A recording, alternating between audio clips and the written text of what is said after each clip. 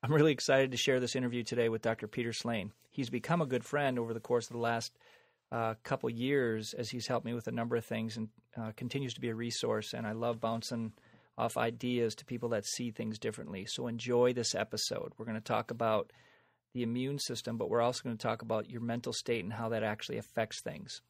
Enjoy.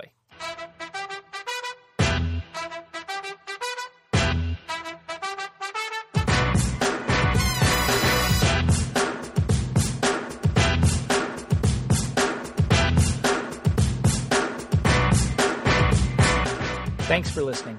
If you like the candid discussion and are seeking the truth behind the mainstream narrative, then please subscribe and share. Not only am I grateful, but those who seek the truth and wish to empower themselves and their family's health, freedoms, and future will also be grateful.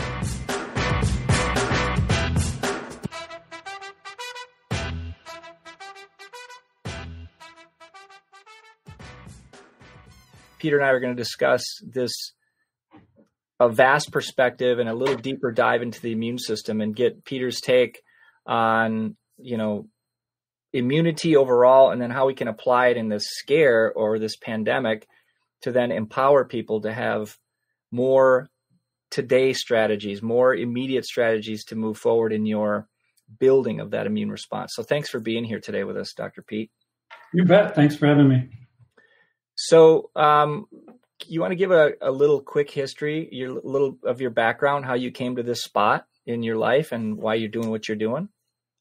Well, originally I was an exercise physiologist and studied muscle and performance. And really, I grew up in a research world at UW Hospital, and we researched everything from cholesterol to blood lipids to blood pressure to the effects of exercise, and then published that research. So I have some experience in the research world. That's kind of where I started.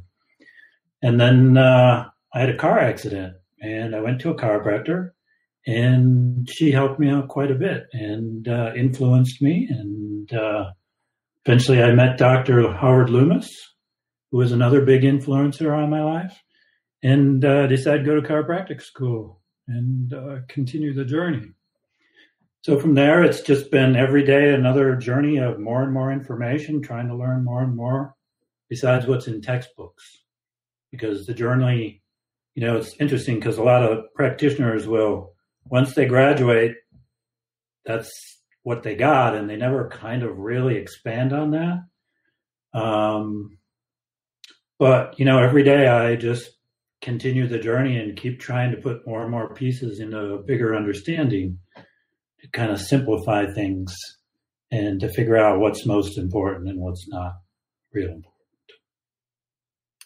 So you just said something very interesting, and that's led you to this point, is the constant, what I hear, just knowing that about you, is you're very curious, and your curiosity drives that next behavior, which is, where can I go find some better, deeper, or wider perspective on something?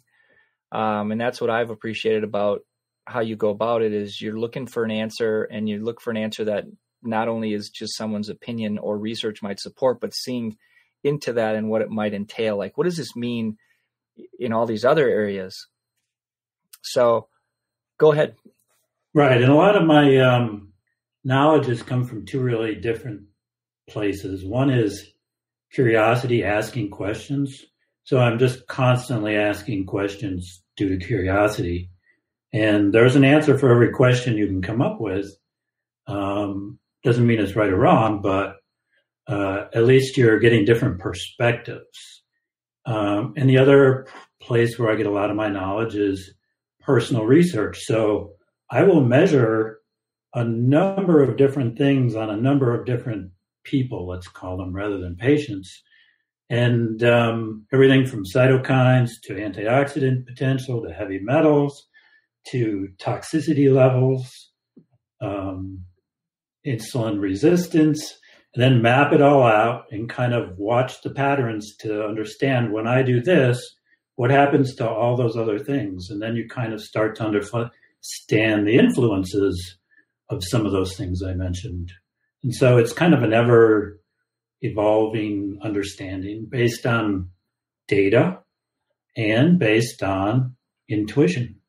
So it's kind of a marriage of both sides of the brain. On one hand, you've got the left side with hard data, and on the other side, you've got intuition.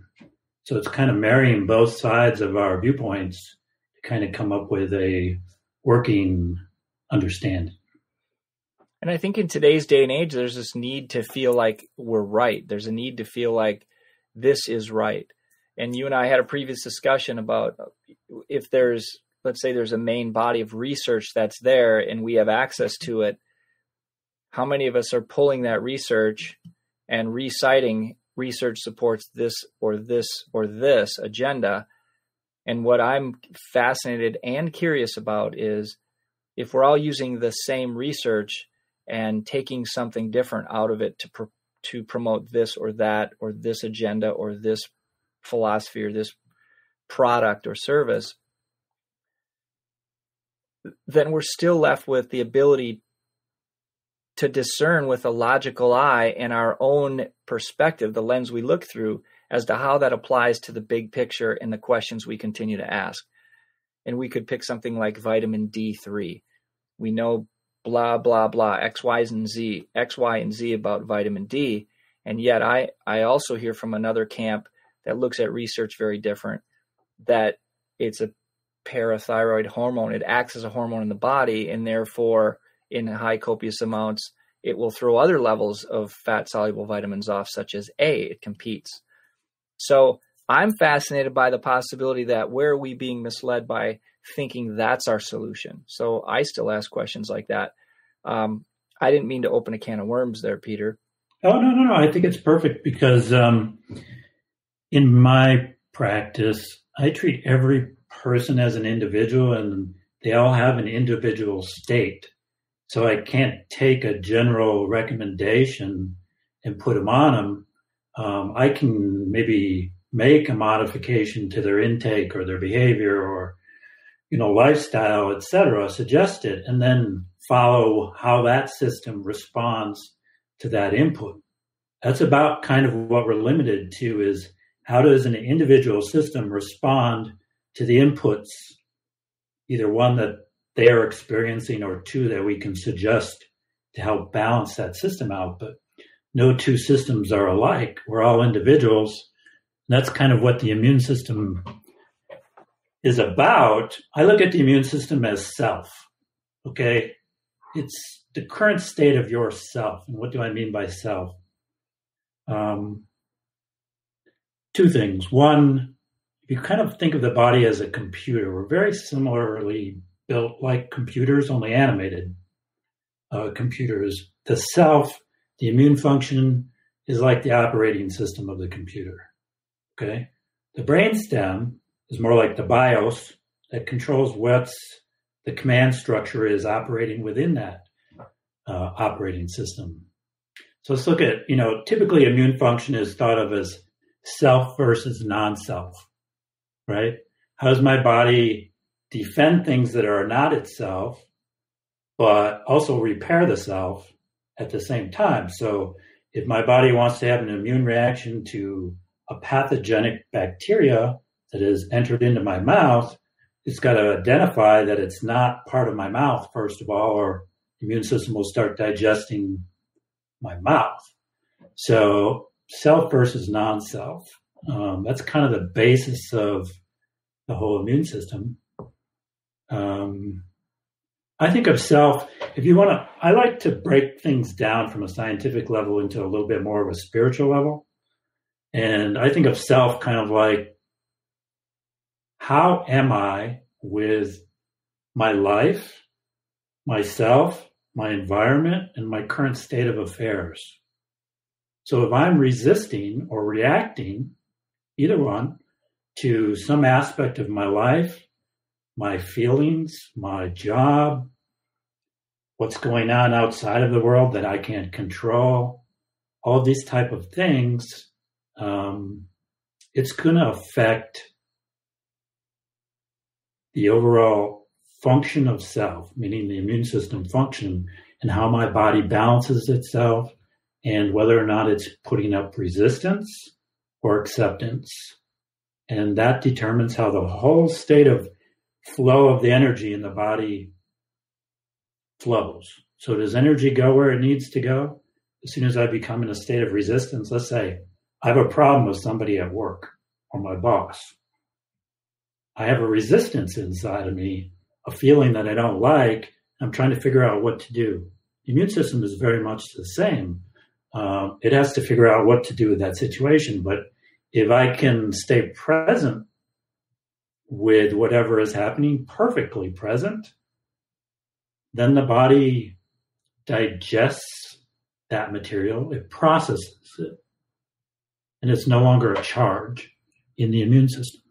So if we get into charge, now we're looking at, is there a charge on something emotionally or physically? That's kind of how I see the immune system, is our current state of being, really. So what I'm hearing, to break this down, by the way, that's awesome and eloquent. I love how you put it, because what I'm hearing is, if your current state can't be present and you're in the past replaying old mistakes and or life experiences, or you're in the future playing on something that may never happen and worrying about things, investing energy, actually spending energy, not investing, spending energy into that area. Show us exactly how that leads to the type or hyper or hypo immunological or immune response. What does that look like if I'm forward or back, even though it can be two different things, Peter? In your eyes, what do you... You're not present.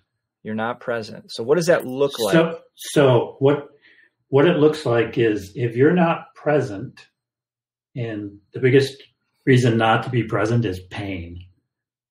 Okay, perceived pain, or it could be in the past or in the future. And so our next step in perceived pain would be to avoid, correct? Absolutely. Okay. You want to avoid what hurts. So imagine you cut your finger, which is the perfect example. I've done this experiment with myself many, many times. So you cut your finger. The immediate thing is, oh my gosh, that hurts. I don't want it to hurt anymore. It's the exact same response as an emotional response to someone in your environment at work or family, some situation that's out of your control. Mm-hmm. Right? And so the immediate thing is to move away from the pain. If you burn your finger on the stove, what do? You withdraw right away to get your finger off the hot stove. So very much so, we want to withdraw from painful experiences as well. But that means that really we're not present. We're escaping reality. Present moment. Yep. The present moment. All of our reality is in the present moment. So if we want to go and escape, then we're not present. And it's not easy to be perfectly present, because our mind drifts to the future and to the past. So I'll give you a little example of how this works. And your audience can do this. It's an amazing experiment, I'll call it. But it's also a demonstration of the power of the body and the immune system and the self. The next time you have something painful happen, maybe you cut yourself in the garage or in the kitchen, or you burn yourself, or you hit yourself or something. To stay perfectly present, if you put your fingers in your fingertips, like so, okay?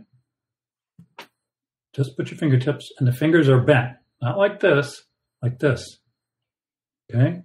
That creates a state of being perfectly present. What does this remind you of? This structure right here. A ball. The brain. It's a ball, but it's also the brain. You see all the different lobes on the brain? Yeah. Right? It's the same as your brain right here. And so what it's doing is it's connecting all of the meridians on the fingertips. Okay? And all of those fingertip meridians, where do they go? All across the cranial bones and all across the brain. So it's basically saying, you know what? I'm going to take all of my energies and I'm going to put them in the present moment right now. to be perfectly present. And if you can stay perfectly present after you cut yourself or injure yourself for maybe 3 minutes, just stay perfectly present, even though you can identify that that it's hurting and you want to move away from it and leave. You stay perfectly present with it. Within a few minutes, the pain will be gone and that cut will heal amazingly fast because your immune system is now plugged into yourself. You're plugging into yourself right now by doing this. And so it's just one way of controlling your attention, which is really the only real ability that we have in life is to control our attention. So you had something that's awesome. You had, you just reminded me of an exercise we did a while back, which was great. Infrared sauna has many health benefits, and now more than ever, we need to use natural and holistic approaches to supporting a strong immune response. The most advanced portable infrared sauna in the world has just gotten better. The Thera 360, featuring TheraFusion infrared technology, has completely revolutionized personal health products with its patented infrared portable sauna. Featuring its proprietary exclusive natural health element full-spectrum infrared heating panels with tourmaline gemstones to generate an abundance of negative ions and bathe your body from every angle in gentle full-spectrum infrared frequencies and negative ions with no exposure to harmful EMFs. Not only have I found this infrared sauna effective, it's one of the best I've seen on the market. Number one, the fact that there's no negative EMFs. I'm aware of the negative electromagnetic frequencies of electricity, and many of the brands I looked at in terms of saunas did not have this feature, which means you're experiencing the positive effects of infrared sauna and canceling them out with the negative effects of electromagnetic frequencies. Number two, it's extremely affordable and portable, which means you can take it with you and you can set it up and take it down and store it. Not only is this the sauna I use, I recommend it for those with a limited budget or limited space who want all the benefits of infrared sauna and then some.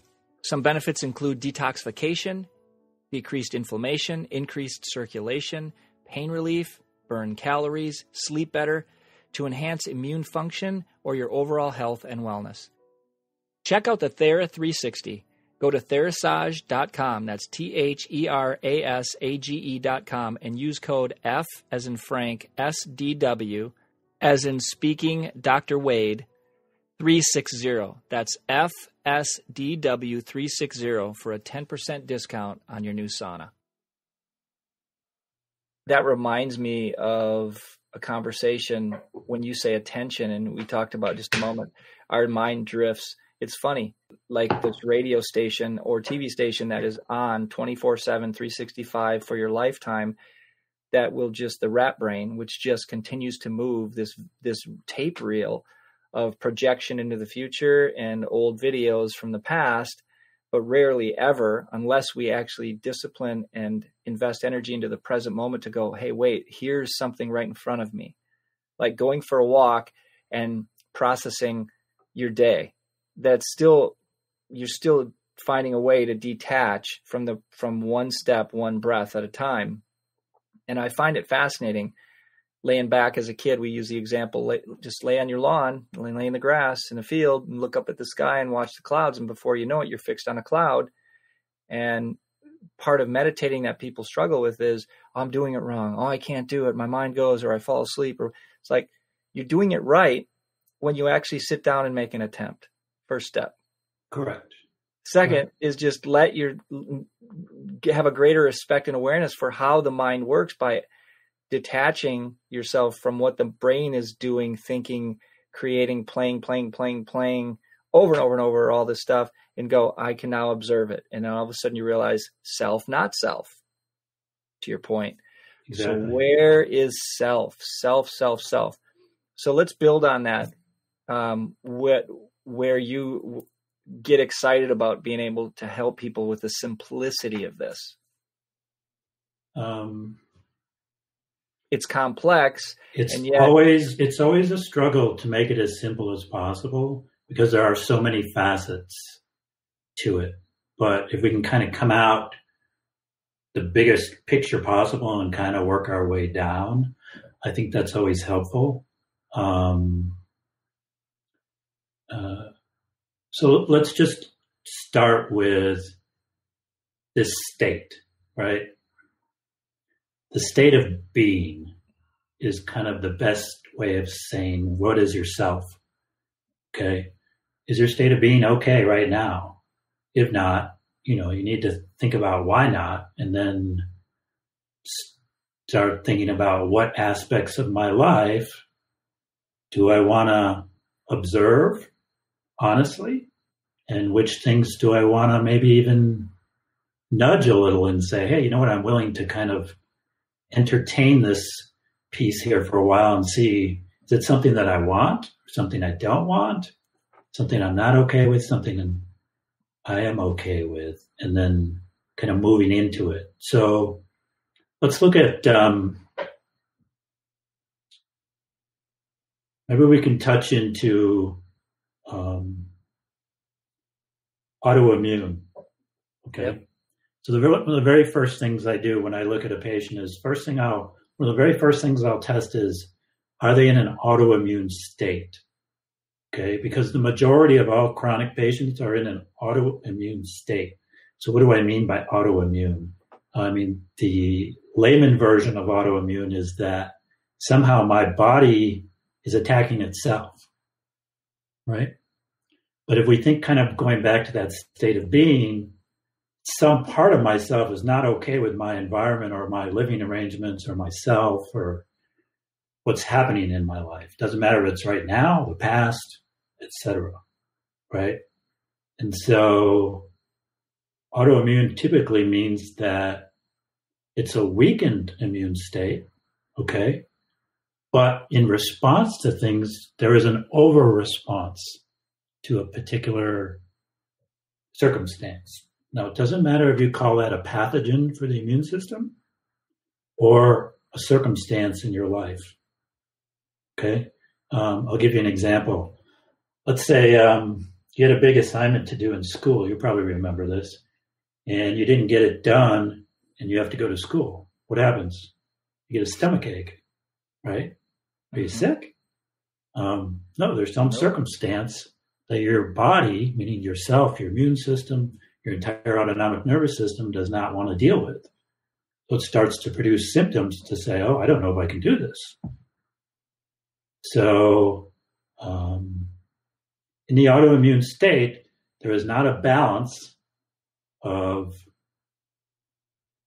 yin and yang. Okay, so what do I mean by yin and yang? Yang is the sympathetic nervous system, and yin is the parasympathetic nervous system. So what that really means is the sympathetic nervous system is like utilizing energy. You're burning energy, okay? You're expending energy. It's like stepping on the gas pedal and the speedometer goes real fast. Whereas yin or parasympathetic nervous system is everything's kind of coming inward and we're becoming calm and centered and we're processing, okay?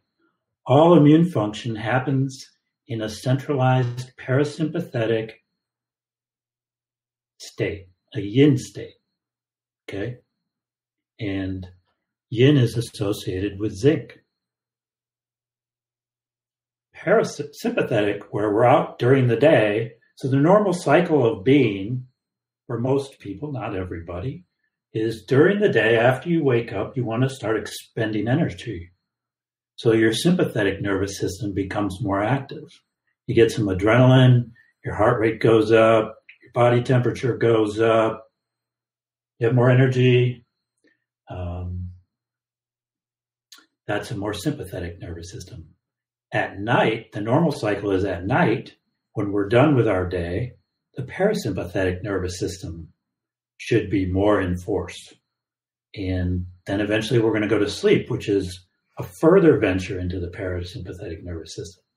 And all of repair done in our bodies by the immune system, we know happens mostly during sleep, during the parasympathetic nervous system state, not during the sympathetic nervous system state.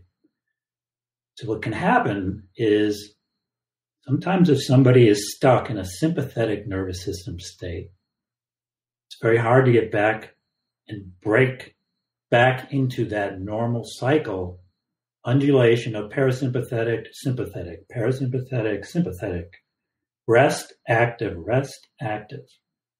So some of the biggest challenges are breaking that initial sympathetic state where people are stuck in it.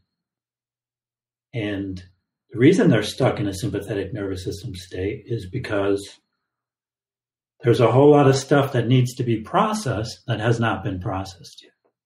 All of that happens in the parasympathetic nervous system state. So if you do not want to process something, or you're not able to process something, an event, a circumstance in the past, the future, right now, then your system's going to be more stuck in the sympathetic nervous system state.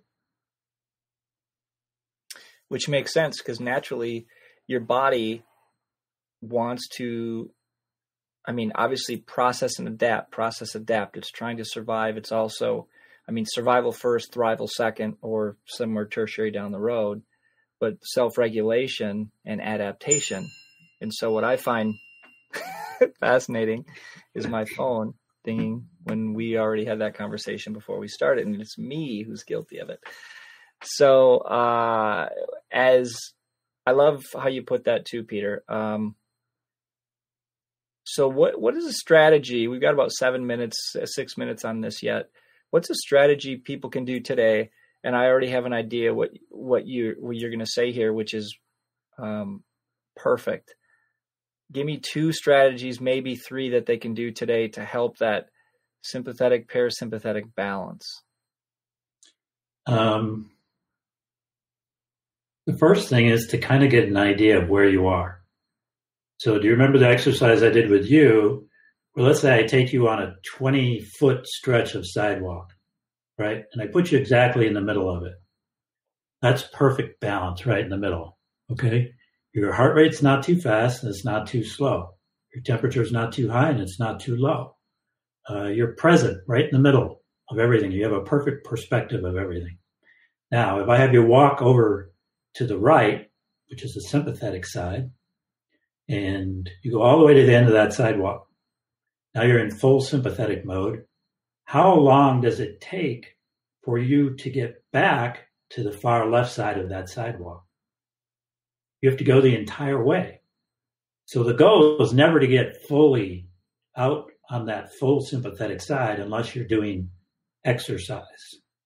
So exercise, you can go all the way out on that far limb, but your body, given the normal physiology, will bring it back to the middle eventually.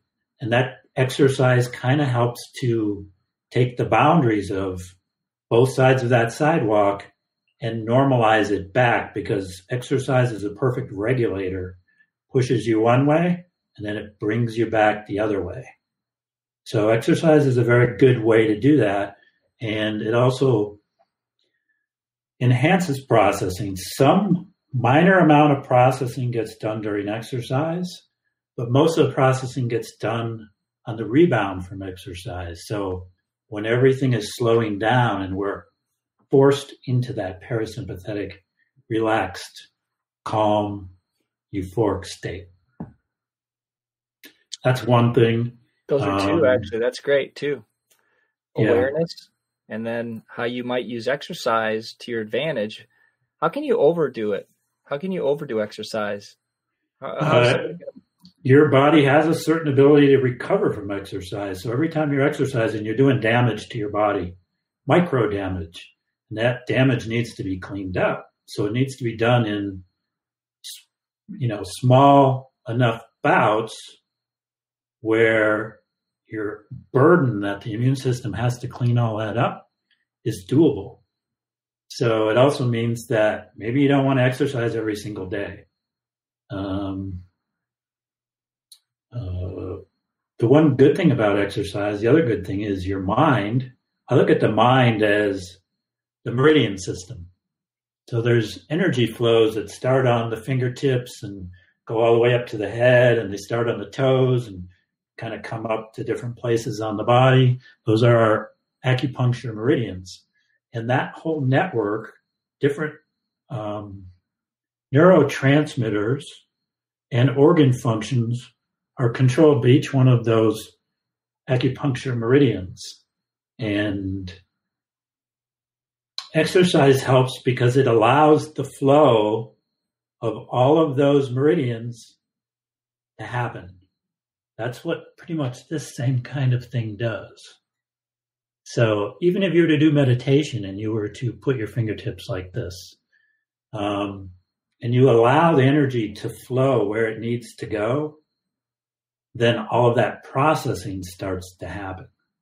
Okay? The other thing that I would suggest is breathing. So breathing, there's that normal inhale, exhale, inhale, exhale.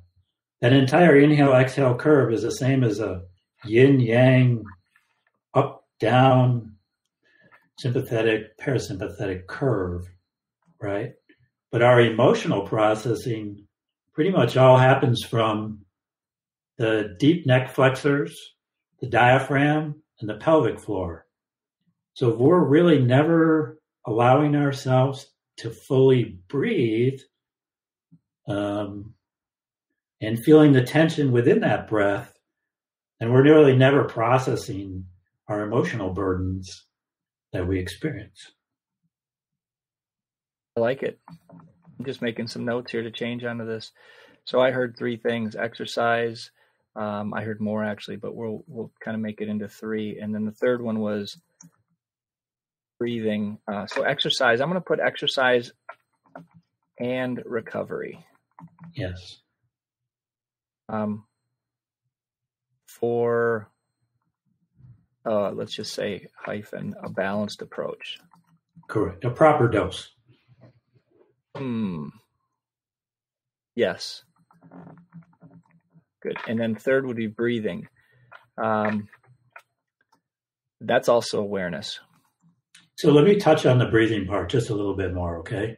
Because Yep. if the audience could really, the problem with meditation is, I've heard tons of people, a lot of people that I have followed with meditation practices, it's okay to sit there and just basically do nothing and just see what comes up and comes down, so to speak. But I always ask myself, if I'm going to expend energy, I want to know what the intention for the expenditure of energy is. So if you put a purpose behind it, and that purpose is to simply identify any tension in the body while you're breathing, you can identify that tension, and as your focus goes onto that tension, wherever you're holding tension in the body, is some kind of unprocessed energy, whether it be emotional, toxicity, pathogens, et cetera, et cetera. So if you locate the area of the tension during that full breath, and most people, if you just kind of see that normal sine wave as your breath, there'll be a point somewhere in the sine wave where you feel tension in your body. So that's the place in your breath where you need to pay attention to. Maybe you next locate it in an area of your body, So it's that phase of the respiration, and then you take that phase of respiration and you identify the area of the body it may be in. And then you breathe with your fingertips back through, and you keep breathing. And as you do that, something's going to come into your mind because you've connected all the meridians. It could be an event, a conversation, an occurrence, a happening, a trauma, a stress, doesn't matter. And then you stay present with that. And as you stay present with that for a minute or two, your body processes it. And now you've done your homework, basically. That little piece of committed memory is returned to working memory. So in the computer model, it's very similar. So I just went through a computer issue where one of the programs I was working with had a memory leak. And so the software was using continuously more and more and more and more memory until the computer just shut down because it ran out of RAM. And it was a software problem. And it reminds me exactly what's happening in our body is old events that are not processed are stored in memory. But if it's not processed memory, meaning we're okay and we're neutral with it at some level, then we don't really have access to that processing power. And our processing power in our mind is dependent on the amount of memory that is free and available for new experience. Free up some RAM. Basically what you're saying is you gotta defrag the computer, the hard drive, to free up random access memory and allow the software to run back, starting from zero again, back from center on the sidewalk, center a balanced place. And you got it. Perfect. Very nice. Right. Yeah, that's it. That's it. I mean, if you think of meditation, I mean, there are many, many things you can do with meditation, from spiritual development to a whole number of different things in the body. You can do almost anything you want when you have the right intention. But that's where I would start with most people, is to get their processing. Their immune system is, how much power do you have to be who you are in your life and to be aligned with that person that you are. That right? Sounds like we could get into that on our next topic. So this is awesome. Watch for upcoming interviews with Dr. Peter Slane here. Thanks so much for your time today, Peter. Is there any parting thought you have? No, just be happy with yourself. Be okay with who you are. And part of being okay is knowing who you are. And we can go into more detail in the future. It's been fun having me here. All right, folks. Ciao for now. Okay, my fellow health warriors, it's time to head over to iTunes, franklyspeakingdrwade.com. There, you can rate, review, and subscribe, as well as share, so more of our brothers and sisters can grow to realize their voice and their health freedom. Speaking up means you matter, so get on it. This podcast is for information purposes only. The statements or views expressed are not medical advice and are not meant to replace the advice of your medical doctor. This podcast, including Dr. Wade Anderson and his guests, disclaim responsibility for any adverse effects you may experience from the specific use of information contained herein. Opinions of guests are their own, and this podcast does not endorse and accept responsibility for statements made by guests. This podcast does not make any representations or warranties about the guest qualifications or credibility. This podcast may contain paid endorsements and advertisements for such services or products. Individuals on this podcast may have direct or indirect financial interest in products or services referred to herein. If you think you have a medical condition, consult your licensed physician.